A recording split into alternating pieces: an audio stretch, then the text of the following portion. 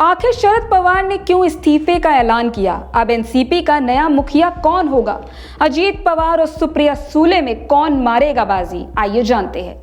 राष्ट्रवादी Congress party के अध्यक्ष शरद पवार ने पार्टी अध्यक्ष पद छोड़ने का ऐलान किया है। शरद पवार ने अपने इस्तीफे में कई भावनात्मक बातें भी कही हैं। पवार ने कुछ दिनों पहले इसको लेकर इशारा भी किया था। पवार ने ऐलान पार्टी की बैठक के दौरान किया। उनके ऐलान करते ही पार्टी के नेताओं ने इस फैसले को मानने से इनकार कर दिया। सभी नेता शरद पवार को मनाने में भी जुट गए हैं। पहले आइए जानते हैं शरद पवार ने क्या कहा। मेरे साथियों, मैं एनसीपी के अध्यक्ष का पद छोड़ रहा हूं, लेकिन सामाजिक जीवन से रिटायर नहीं हो रहा हूं। लगातार यात्रा मेरी जिंदगी का अटूट हिस्सा बन गया है। मैं पब्लिक मीटिंग और कार्यक्रमों में शामिल होता रहूंगा। मैं पुणे, बारामती, मुंबई, दिल्ली या भारत के किसी भी हिस्से में हूं, आप लोगों के लिए हमेशा की तरह उपलब्ध रहूंगा।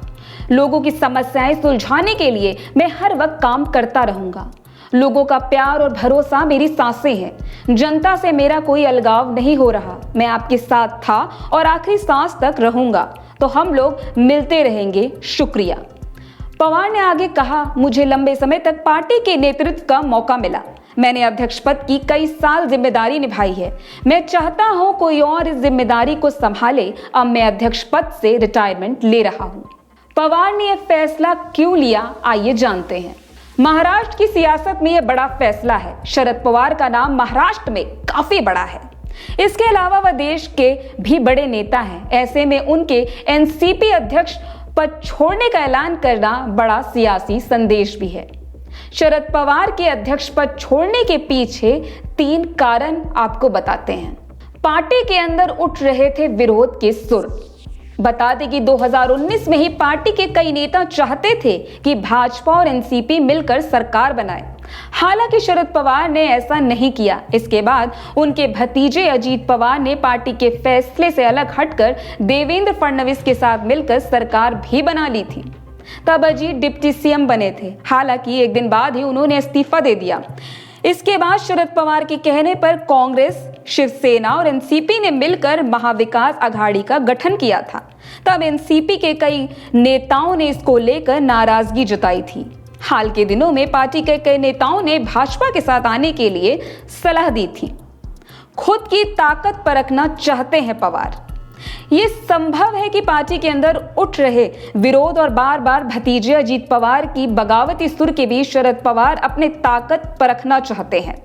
वह यह देखना चाहते हैं कि आखिर जिस पार्टी को उन्होंने खड़ा किया था, आज उसमें उनके साथ कितने लोग खड़े हैं। इसका असर भी देखने को मिलने लगा है। बड़ी संख्या में एनसीपी के नेता उन्हें मनाने में जुट गए हैं। सभी एक स्वर में बोल रहे हैं वह पार्टी का अध्यक्ष बने रहें। कुछ ऐसा ही 2 बार शिवसेना के संस्थापक बाला साहेब ठाकरे ने भी किया था।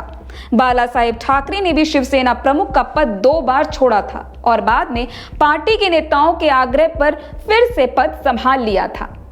परिवार के विवाद को समय से पहले खत्म करना। एनसीपी पर प्रभुत्व को लेकर पवार के घर में ही लड़ाई चल रही है। एक तरफ शरद पवार की बेटी सुप्रिया सूले हैं, तो दूसरी ओर उनके भतीजे अजीत पवार। ऐसे में पार्टी में पावर को लेकर परिवार में घमासान है। संभव है कि शरद पवार अपने इस फैसले के जरिए परिवार के विवाद को खत्म करने की कोशिश कर रहे हैं। पवार ने इस्तीफा वापस नहीं लिया, तो कौन होगा अगला अध्यक्ष? अजीत पवार। शरद पवार के भतीजे और महाराष्ट्र विधानसभा में नेता प्रतिपक्ष अजीत पवार का नाम इसमें सबसे पहले है। अजीत पार्टी प्रमुख के लिए सबसे बड़े दावेदार हैं। पार्टी में उनकी हुकूमत भी चलती है। पार्टी पर उनका काफी प्रभाव है। यही कारण है जहां शरद पवार खुद नहीं होते, वहां अजीत को भेजा जाता है। अजीत ने पार्टी के फैसले के खिलाफ जाकर 2019 में देवेंद्र फडणवीस के साथ मिलकर शपथ ले ली थी। बगावत के बावजूद जब वापस अजीत शरद पवार के साथ गए, तो महाविकास आघाड़ी की सरकार में भी उन्हें ही डिप्टी सीएम बनाया गया था। इसके बाद जब उद्धव ठाकरे की सरकार गिरी, तो भी शरद पवार ने अजीत को ही नेता प्रतिपक्ष बनाया। अजीत के साथ सबसे बड़ी ताकत पवार नाम की है। अजीत के साथ पवार शब्द जुड़ा हुआ है। ऐसे में संभव है कि पार्टी की बागडोर अजीत पवार को ही मिल जाए। दूसरा नाम है सुप्रिया सूले। शरद पवार की बेटी और एनसीपी सांसद सुप्रिया सूले अध्यक्ष पद की दूसरी सबसे बड़ी दावेदार है। सुप्रिया तेज तर्रार नेता है और बोलने में काफी माहिर है। उनकी वाक शैली से लोग उनके कायल हो जाते हैं। सुप्रिया ने राष्ट्रीय स्तर पर एक अलग पहचान बना रखी है। ऐसे में संभव है कि पार्टी की कमान आगे सुप्रिया को ही मिल जाए। किसी तीसरे के हाथ भी लग सकती है सफलता। अगर अजीत पवार और सुप्रिया सूले के बीच पारिवारिक लड़ाई जारी रहती है तो संभव है कि पार्टी की कमान शरद किसी अपने विश्वसनीय नेता को दे सकते हैं।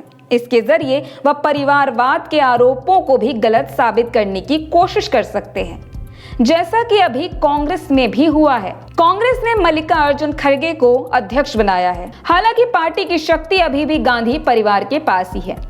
इस खबर पे फिलहाल इतना ही। देश और दुनिया की तमाम खबरों को जानने के लिए देखते रहिए हिंदुस्तान दर्पण।